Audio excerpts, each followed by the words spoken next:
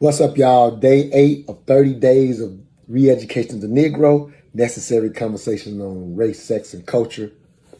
Shout out to 3 Bars for our new hashtag Raise the Culture shirts. See me if you want one. Shout out to our sponsor, Money Motivation. Today's piece is actually a new piece I just penned a couple days ago, so it's not in the book, but it's part of our 30-day series. This one would definitely raise the culture. Black Socrates Speaks, BET Awards, Why I Fell in Love with a Stripper.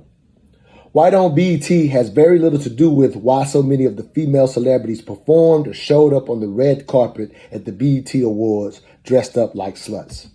What you see is a result of our misunderstanding of the residual effects of feminism on the black race and culture lacking masculine framing over the last 80 years. The feminist push for equality has long disregarded the natural evolutionary differences in how the different genders sexually choose mates in the short term versus the long term. As a result, many of our black women have never been raised by a father who corrected them on their attire from a masculine framework. Today, any form of correction on a young teenage woman's attire is demonized as insecure, patriarchal, misogynistic, or toxic masculinity. The power of language, in addition to the sexual revolution, allowed some women to claim their so-called freedom, and it's their body and they can do what they want to. Whereas prior to this push for women's equality, fathers were not only expected to protect their girls, but also serve as a guide to the type of man their daughters would choose to marry. Also, those same fathers were role models for what manhood looked like for their sons and taught them the responsibility that comes with it. Without this masculine framework, certain elements of hip-hop music have been able to negatively influence black culture over the last 30 to 40 years. While there have always been childhood stars in music, hip-hop was the first genre that featured only youth stars, and for years, aging out of relevancy within the genre was common. The same genre, a la Two Live Crew and Luke Campbell, went to the Supreme Court to fight for the right to make songs like, "Hey, we want some pussy." So it was only a matter of time before a young fatherless rapper would cook up his version of a gangster bitch for himself, a wannabe drug kingpin, Gucci down to the socks. It's clear the current list of female rap stars, Nicki Minaj, Cardi B, Meg Thee Stallion, Sexy Red, etc., don't fall far from the tree of Lil' Kim. But as Jaguar Wright so eloquently pointed out, Lil' Kim is a figment of Notorious B.I.G.'s imagination since he penned all her early rhymes. We also know that many of the female rap stars today still have young men ghostwriting many of their rhymes, which means the content will cater to young, immature, adolescent males still chasing pussy from these new self-proclaimed boss bitches. And thanks to Luke Campbell's victory years ago, all the industry has to do now is put a parental advisory label on it.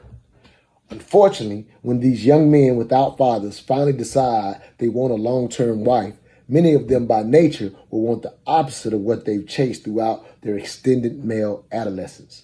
Also, the current generation of black women, again, the majority of which were raised without a father, are the only generation that was pushed into the workforce to compete with men for as long as they have before desiring a family. No generation of women ever before has worked alongside men this long and only dated their male counterparts who themselves didn't have fathers pushing them to mature as men and find wives. Therefore, BET being white-owned has nothing to do with our women showcasing their WAP while demanding some RESPECT. Just my 3 cents. All I ask is that you think. This piece also has a sidebar. Attorney Edward Hopkins was a guest on the MentalDialogue podcast and once implored black men to understand the necessity of protecting our seeds and being inside the home to raise our children.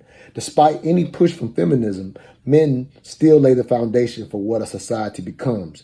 And when we as men in the hip-hop generation started asking for ride-or-die chicks and making it rain in the club, women naturally submitted to that demand. Now, the